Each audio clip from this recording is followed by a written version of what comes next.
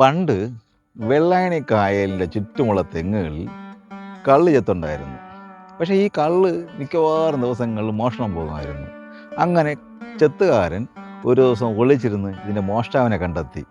അതൊരു പച്ച തവളയായിരുന്നു. തൻ്റെ കയ്യിലിരുന്ന കത്തി വലിച്ചു ഒറ്റ ഏറ് നേരെ ഈ തവളയുടെ കാലിൽ കൊള്ളുകയും അത് മുടന്തി കായലിലേക്ക് ചാടുകയും ചെയ്തു. പച്ച തവളയുടെ രൂപത്തിൽ വന്നത് വെള്ളായണി ദേവി എന്നാണ് സങ്കല്പം.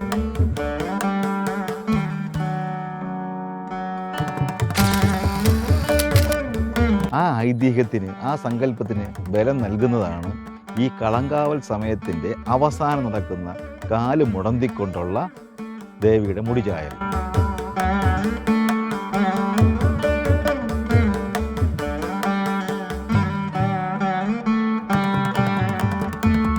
ഓരോ കളങ്കാവലിലും ഭക്തജനങ്ങൾ ദേവിയുടെ നൃത്തത്തിലും ദേവിയുടെ ഭാവത്തിലും ആനന്ദം കൊള്ളുന്നുവെങ്കിലും ഈ മുടി ചായാൻ പോകുന്നു എന്നറിയുമ്പോൾ ഒരു പ്രത്യേക ഒരു നൊമ്പരം ഉണ്ടാവും കേട്ടോ.